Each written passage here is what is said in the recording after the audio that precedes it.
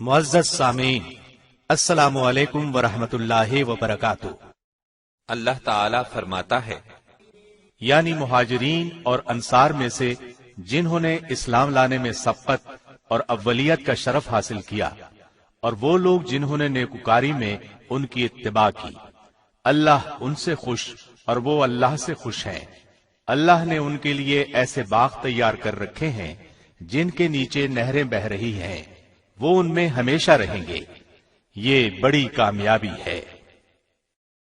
صحابہ کرام کی جماعت میں مہاجرین اور انصار افضل ہیں، پھر انصار پر مہاجرین کو فضیلت حاصل ہے، اور مہاجرین پر عشرہ مبشرہ کو فضیلت حاصل ہے۔ نبی اکرم صلی اللہ علیہ وسلم کا ارشاد ہے، ابو بکر جنت میں ہیں، عمر جنت میں ہیں، عثمان جنت میں ہیں، علی جنت میں ہیں، طلحہ جنت میں ہیں، زبیر جنت میں ہیں، عبد الرحمن بن عوف جنت میں ہیں، سعد بن ابی وقاص جنت میں ہیں، ابو عبیدہ بن جراح جنت میں ہیں، سعید بن زید جنت میں ہیں۔ اس حدیث کو ترمذی اور ابن ماجہ نے سیدنا عبد الرحمن بن عوف اور سیدنا سعید بن زید کے واسطے سے روایت کیا ہے۔ سیدنا طلحہ بن عبید اللہ کا حال سناتے ہیں، آپ ہمارے پیارے نبی صلی اللہ علیہ وسلم کے اس دنیا میں تشریف لانے کے کوئی 25 سال بعد پیدا ہوئے۔ جس وقت نبی صلی اللہ علیہ وسلم نے نبوت کا اعلان فرمایا، آپ اس وقت 15 سال کے تھے۔ اس طرح وہ 596 عیسوی میں پیدا ہوئے۔ ماں باپ نے نام طلحہ رکھا، کنیت ابو محمد تھی، یہ ان کے بیٹے کے نام پر تھی۔ آپ کا تعلق قریش کی شاخ بنو تیم سے تھا۔ یہ شاخ عزت اور مرتبے میں کسی سے کم نہیں تھی۔ باپ کا نام عبید اللہ تھا، آپ ابو بکر صدیق کے قریب رشتہ دار تھے۔ سلسلہ نسب آگے چل کر نبی صلی اللہ علیہ وسلم سے مل جاتا ہے۔ والد نے اسلام کا زمانہ نہیں پایا۔ والدہ کا نام صعبہ تھا، انہیں رسول اللہ کی صحابیہ بننے کا شرف حاصل ہے۔ لمبی عمر پائی اور سیدنا عثمان کے دور میں فوت ہوئیں۔ سیدنا طلحہ کے بچپن کے حالات کتابوں میں بہت کم ملتے ہیں۔ لکھنا پڑھنا جانتے تھے اور قریش کے ان چند گنے چنے لوگوں میں سے تھے جو نبوت کے وقت لکھے پڑھے تھے۔ جوانی کی عمر کو پہنچے تو باپ دادا کی تجارت کا پیشہ اختیار کیا۔ بچپن ہی میں یتیم ہو گئے تھے، اس لیے جوانی کی عمر کو پہنچتے ہی کاروبار کے سلسلے میں دوسرے ملکوں کا سفر شروع کر دیا۔ عمر کا 16واں سال تھا کہ آپ صلی اللہ علیہ وسلم نے نبوت کا اعلان فرمایا۔ اسلام لانے کے بارے میں خود فرماتے ہیں کہ جب نبی صلی اللہ علیہ وسلم نے لوگوں کو اسلام کی طرف بلانا شروع کیا تو میں اپنے کاروبار کے سلسلے میں ملک شام کے شہر بصرہ گیا ہوا تھا۔ وہاں ایک گرجے میں ایک عیسائی درویش کو دیکھا جو پوچھ رہا تھا کہ آج کل مکے سے کوئی شخص آیا ہوا ہے۔ میں فوراً اس کے نزدیک گیا اور کہا، میں مکے سے آیا ہوں۔ اس نے پوچھا، کیا احمد نبی ظاہر ہو چکے ہیں؟ میں نے کہا، کون احمد؟ اس نے کہا، احمد بن عبداللہ بن عبد المطلب۔ ہماری کتابوں کے مطابق یہی ان کے ظاہر ہونے کا زمانہ ہے۔ وہ دنیا میں آخری نبی ہوں گے۔ تم واپس جا کر فوراً اپنا ہاتھ ان کے ہاتھ میں دے دینا۔ میں بصرہ سے مکہ واپس آیا، لوگوں سے پوچھا، کیا میری غیر حاضری میں کوئی خاص واقعہ پیش آیا ہے؟ لوگوں نے بتایا، ہاں، محمد بن عبداللہ نے نبی ہونے کا دعویٰ کیا ہے اور ابو بکر نے ان کا دین قبول کر لیا ہے۔ میں یہ سن کر فوراً ابو بکر کے پاس گیا۔ میں نے ان سے پوچھا کہ کیا آپ نے محمد کا دین قبول کر لیا ہے؟ انہوں نے کہا، ہاں، وہ اللہ کے سچے نبی ہیں اور اللہ کے سچے دین کی طرف بلاتے ہیں، تم بھی ان کی دعوت قبول کر لو۔ میں نے عیسائی عالم سے جو کچھ سنا تھا انہیں بتایا، وہ بہت خوش ہوئے۔ پھر مجھے ساتھ لے کر نبی صلی اللہ علیہ وسلم کی خدمت میں حاضر ہوئے۔ میں نے آپ سے درخواست کی کہ اللہ کے نبی مجھے اپنے دین میں داخل کر لیں۔ آپ یہ سن کر خوش ہوئے اور اس طرح میں بھی اسلام کی دولت سے مالا مال ہو گیا۔ آپ سب سے پہلے ایمان لانے والوں میں شامل ہیں۔ طلحہ بن عبید اللہ کے چچا اور بڑے بھائی عثمان بن عبید اللہ کو جب یہ معلوم ہوا تو ان کو سخت غصہ آیا۔ انہوں نے ابو بکر اور طلحہ دونوں کو ایک ہی رسی سے باندھ کر بہت مارا پیٹا۔ دونوں نے یہ مار صبر اور حوصلے سے برداشت کی۔ قریش کا ایک سردار نوفل بن خویلد تھا، یہ شخص بھی مسلمانوں کا سخت دشمن تھا. اس نے بھی ابو بکر صدیق اور طلحہ پر بڑے ظلم توڑے، لیکن یہ دونوں چٹان کی طرح اپنے دین پر قائم رہے. والدہ بھی شروع میں اسلام کے خلاف تھی. ان کو اسلام قبول کرنے کی خبر ہوئی تو بہت بگڑی، بہت سختی کی، لیکن بیٹے نے اسلام سے منہ نہ موڑا. اللہ کی شان، بعد میں والدہ خود مسلمان ہو گئیں اور نبی صلی اللہ علیہ وسلم کی خدمت میں حاضر ہو کر صحابیہ بننے کا شرف حاصل کیا. جب یہ کسی طرح اسلام چھوڑنے پر آمادہ نہ ہوئے تو ان کو ان کے حال پر چھوڑ دیا. تب طلحہ اپنے کاروبار میں پھر سے مشغول ہو گئے. ساتھ ہی نبی صلی اللہ علیہ وسلم کی خدمت میں بھی باقاعدگی سے حاضر ہونے لگے. نبوت کے 13ویں سال رسول اللہ نے مدینے کی طرف ہجرت فرمائی. ان دنوں سیدنا طلحہ اپنے تجارتی قافلے کے ساتھ شام کے سفر پر تھے. یہ شام سے واپس آ رہے تھے. راستے میں ان کی ملاقات نبی صلی اللہ علیہ وسلم سے ہو گئی. انہوں نے کچھ شامی کپڑے آپ اور ابو بکر صدیق کو پیش کیے اور بتایا کہ مدینے کے لوگ بہت بےتابی سے آپ کا انتظار کر رہے ہیں. پھر وہ مکے کی طرف روانہ ہو گئے اور نبی صلی اللہ علیہ وسلم نے مدینے کی طرف اپنا سفر جاری رکھا. سیدنا طلحہ نے چند دنوں کے اندر اندر اپنے کاروبار کو سمیٹا اور پھر مدینے کی طرف روانہ ہوئے. والدہ نے بھی آپ کے ساتھ ہجرت کی. مدینے میں آپ سعد بن زرارہ انصاری کے مہمان بنے. بھائی چارے کے وقت نبی صلی اللہ علیہ وسلم نے سیدنا طلحہ بن عبید اللہ کو کعب بن مالک کا بھائی بنایا. بدر کا مارکا پیش آیا تو آپ نے طلحہ بن عبید اللہ اور سعید بن زید کو کافروں کی خبر لینے کے لیے شام بھیجا. جب یہ واپس آئے تو بدر کی لڑائی ختم ہو چکی تھی. آپ دونوں کو لڑائی میں شریک سمجھا گیا، اس لیے کہ انہیں کافروں کی خبریں لانے کے لیے بھیجا گیا تھا اور یہ کام بھی لڑائی ہی کا ایک حصہ تھا. لہذا مال غنیمت میں سے انہیں بھی ایک حصہ دیا اور یہ بھی فرمایا کہ تم جہاد کے ثواب سے محروم نہیں رہو گے. احد کی لڑائی میں بھی آپ شریک تھے. جس وقت رسول اللہ صلی اللہ علیہ وسلم کی ہدایت پر عمل نہ کرنے کی وجہ سے مسلمانوں کے پاؤں اکھڑے تو اس وقت جن صحابہ نے آپ کی حفاظت کے لیے خود کو ڈھال بنایا ان میں سیدنا طلحہ بھی تھے. کافر بار بار آپ کو شہید کرنے کے ارادے سے آپ کی طرف بڑھتے، لیکن آپ کے جانثار سر دھڑ کی بازی لگا کر انہیں پیچھے دھکیل دیتے. کئی موقعوں پر آپ نے فرمایا کوئی ہے جو انہیں روکے. ہر موقع پر سیدنا طلحہ بن عبید اللہ نے آگے بڑھ کر عرض کیا، اے اللہ کے رسول میں حاضر ہوں. آپ نے دوسرے جانثاروں کے ساتھ کافروں کو قریب نہ آنے دیا. ایک موقع ایسا آیا کہ دوسرے جانثار کافروں کے گھیرے میں آ گئے. اب صرف طلحہ بن عبید اللہ ہی نبی کے قریب رہ گئے. آپ صلی اللہ علیہ وسلم کو خطرے میں دیکھ کر آپ دائیں بائیں آگے پیچھے سے آنے والے تیروں، نیزوں اور پتھروں کے وار اپنے جسم پر روکنے لگے. اپنے خون میں نہا گئے. جسم زخموں سے چھلنی ہو گیا، لیکن رسول اللہ صلی اللہ علیہ وسلم پر اپنی جان قربان کرنے کی تڑپ نے ان میں ایسی طاقت بھر دی کہ وہ برابر ڈٹے رہے اور تلوار چلاتے رہے. غرض بہت دیر تک اسی طرح آپ صلی اللہ علیہ وسلم کی حفاظت کا فرض ادا کرتے رہے، یہاں تک کہ دوسرے صحابہ لوٹ آئے جن کے پاؤں اکھڑ گئے تھے. اب سب نے مل کر کافروں کو پیچھے دھکیل دیا. ادھر دوسرے مسلمانوں کو بھی پتہ چل گیا کہ آپ کی شہادت کی خبر غلط تھی، چنانچہ وہ بھی پھر سے جمع ہو کر لڑنے لگے. اس طرح کافر میدان چھوڑ کر بھاگ نکلے.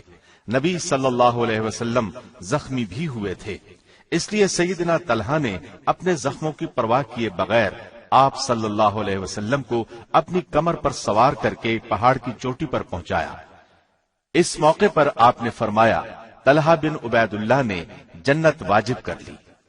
کافروں کے بھاگنے کے بعد سیدنا ابو بکر صدیق نے طلحہ کے جسم پر زخموں کو گنا. آپ کو تیر، تلوار اور نیزے کے 70 زخم آئے تھے. ایک ہاتھ پر ایسا زخم بھی آیا جس کا اثر ساری زندگی رہا. یہ بھی کہا جاتا ہے کہ ان کا پورا ہاتھ ہمیشہ کے لیے شل ہو گیا، اور یہ بھی کہا گیا کہ 2 انگلیاں ہمیشہ کے لیے بیکار ہو گئی تھیں. آپ جب نبی صلی اللہ علیہ وسلم کی حفاظت کے لیے زخم پر زخم کھا رہے تھے تو آپ نے ان کے بارے میں یہ الفاظ بھی ارشاد فرمائے، یہ طلحہ نہیں خیر ہے، یعنی طلحہ نیکی اور بھلائی کا نمونہ ہے. ابو بکر فرمایا کرتے تھے، احد کا دن سچ پوچھو تو طلحہ کا دن تھا. عمر فاروق انہیں دیکھ کر فرمایا کرتے تھے، اے طلحہ، اے احد والے، اے صاحب احد، اے احد کے مرد میدان. احد کی لڑائی کے بعد بھی جو لڑائیاں ہوئیں ان سب میں بھی سیدنا طلحہ رسول اللہ کے ساتھ رہے۔ ہجرت کے 6 سال جب بیعت رضوان ہوئی تو اس وقت بھی سیدنا طلحہ موجود تھے۔ اس کے بعد آپ نے خیبر کی لڑائیوں میں بھی برابر حصہ لیا۔ فتح مکہ کے موقع پر بھی آپ کے ساتھ تھے۔ حنین کی لڑائی میں بھی آپ 12,000 مجاہدین کے ساتھ روانہ ہوئے، ان میں طلحہ بھی تھے۔ اس لڑائی کے شروع میں بھی مسلمانوں کے پاؤں اکھڑ گئے تھے۔ ایسے نازک وقت میں سیدنا عباس نے مسلمانوں کو اس طرح آواز دی، اے انصار کی جماعت، اے وہ لوگوں جنہوں نے درخت کے نیچے اسلام کی خاطر جانیں قربان کرنے کی بیعت کی۔ اس آواز کا کانوں میں پڑنا تھا کہ مسلمان پلٹ پڑے اور نہایت بہادری سے لڑ کر دشمن کو شکست دی۔ تبوک کی مہم کے لیے سیدنا طلحہ نے آپ کی خدمت میں ایک بڑی رقم پیش کی۔ اس رقم کو دیکھ کر آپ نے انہیں فیاض کا لقب عطا فرمایا۔ تبوک کے سفر میں بھی سیدنا طلحہ آپ کے ساتھ تھے۔ ہجرت کے 10ویں سال نبی صلی اللہ علیہ وسلم حج کے لیے مکہ تشریف لے گئے۔ 1 لاکھ سے زائد مسلمان ساتھ تھے، ان میں سیدنا طلحہ بھی شریک تھے۔ جس وقت آپ نے حج کا احرام باندھا اس وقت آپ اور طلحہ کے سوا کسی کے پاس قربانی کے جانور نہیں تھے۔ حجۃ الوداع کے بعد نبی صلی اللہ علیہ وسلم نے ہجرت کے 11ویں سال وفات پائی۔ آپ کے لیے یہ زندگی کا سب سے بڑا صدمہ تھا۔ ابو بکر صدیق رضی اللہ عنہ اپنی خلافت کے زمانے میں ان سے بڑے بڑے کاموں میں مشورے لیتے رہے۔ 2.25 سال کی خلافت کے بعد ابو بکر صدیق کا انتقال ہوا اور ان کی وصیت کے مطابق سیدنا عمر فاروق خلیفہ بنے تو طلحہ دل و جان سے ان کے حامی اور مددگار رہے۔ سیدنا عمر ان کا حد درجے احترام کرتے، انہیں اپنی مجلس شورا میں شامل کیا، ان کے مشوروں کی ہمیشہ قدر کی۔ شہادت سے پہلے عمر رضی اللہ عنہ نے خلافت کے لیے جو 6 نام دیے تھے ان میں سیدنا طلحہ کا نام بھی شامل تھا۔ سیدنا عثمان کی خلافت پر مسلمانوں کا اتفاق ہو گیا۔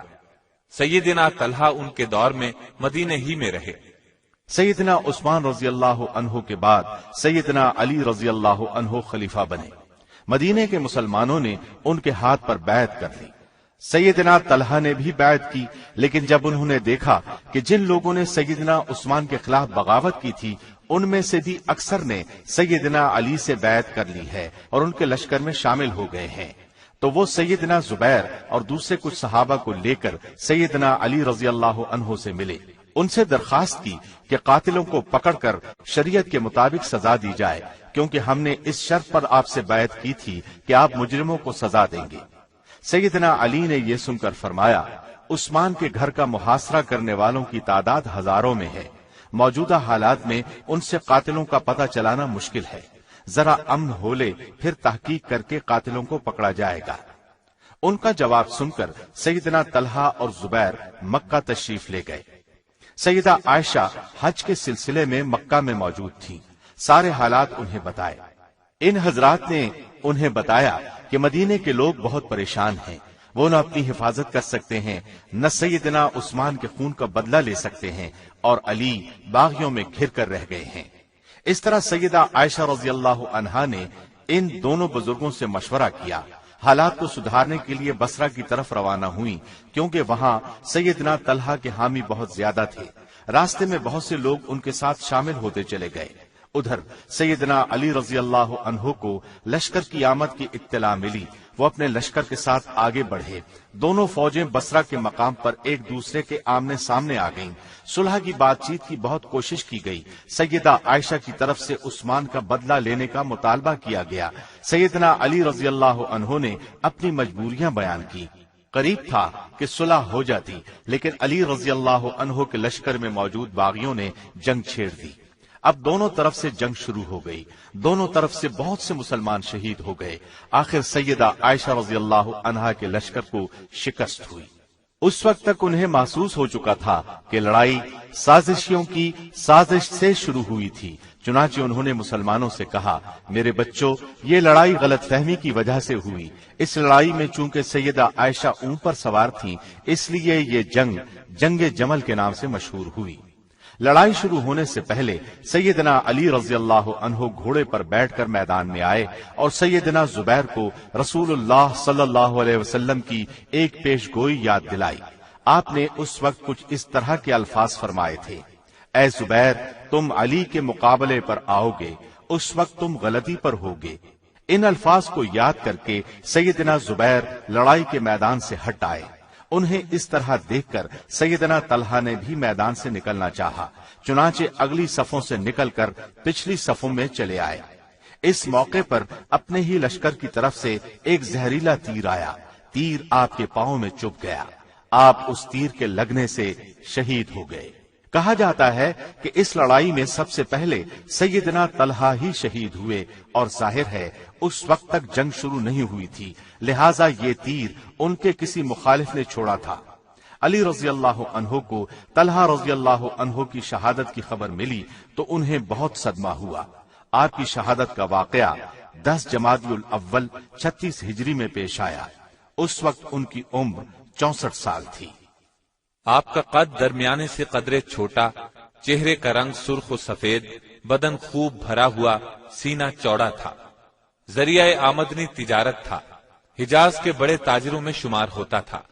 اپنی دولت اللہ کے راستے میں لٹاتے رہتے، جس قدر وہ اپنا مال اللہ کے راستے میں لٹاتے تھے، اللہ تعالیٰ آپ کو اس سے کہیں زیادہ مال عطا کرتا تھا۔ یہی وجہ تھی کہ اپنے پیچھے لاکھوں دینار اور ایک بڑی جائیداد چھوڑی۔ آپ کے دسترخوان پر 20 لوگ کھانا کھاتے تھے۔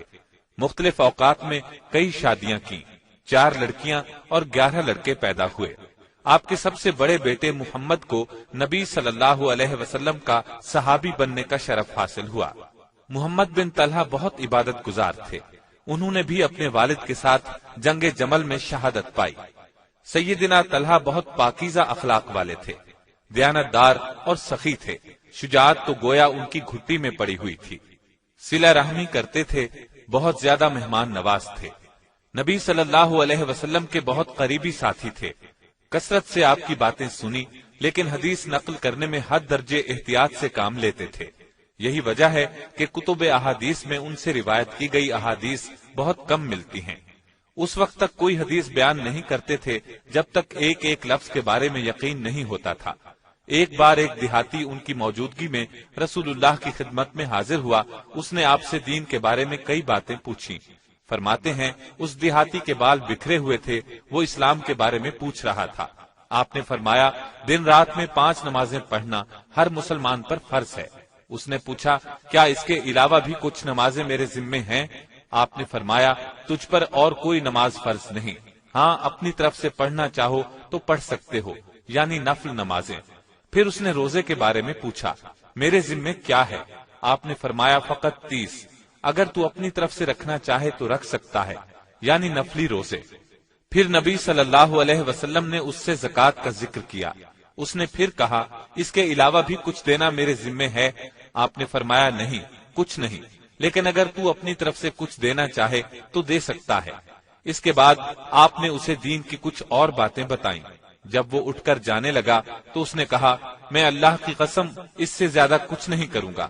آپ نے فرمایا اگر اس نے سچ کہا تو یہ کامیاب ہو گیا۔ آپ بہت سمجھدار تھے، پوری طرح جوان نہیں ہوئے تھے کہ نبی صلی اللہ علیہ وسلم نے نبوت کا اعلان فرمایا، لوگوں کو رازداری سے اسلام کی طرف بلانا شروع کیا۔ آپ تک اسلام کی دعوت پہنچی تو فوراً قبول کر لی۔ باپ دادا کے مذہب پر واپس لانے کے لیے ان پر بہت سختی کی گئی، لیکن انہوں نے تمام سختیاں بہت صبر اور حوصلے سے برداشت کی، لیکن اللہ کے سچے دین کو کسی صورت چھوڑنے پر تیار نہ ہوئے۔ اسلام لانے کے بعد ان کی خوبیاں نکھر کر سامنے آئیں، یہاں تک کہ نبی صلی اللہ علیہ وسلم نے آپ کو خیر کا لقب عطا فرمایا۔ بہادر اور دلیر ہونے کے ساتھ آپ بہت سخی بھی تھے۔ ایک پہاڑ کے دامن میں ایک کنواں مسلمانوں کے لیے خریدا اور لوگوں کو کھانا کھلایا۔ اس پر نبی صلی اللہ علیہ وسلم نے خوش ہو کر فرمایا اے طلحہ بے شک تم بڑے فیاض ہو۔ سیدنا عمر رضی اللہ عنہ نے اپنی شہادت سے پہلے جن 6 صحابہ کے نام حکومت کے لیے تجویز فرمائے ان میں آپ کا نام بھی تھا، لیکن آپ نے اپنا حق سیدنا عثمان رضی اللہ عنہ کے لیے چھوڑ دیا۔ اللہ کی ان پر بے شمار رحمتیں ہوں۔ Thanks for watching. Don't forget to like, comment, share and subscribe to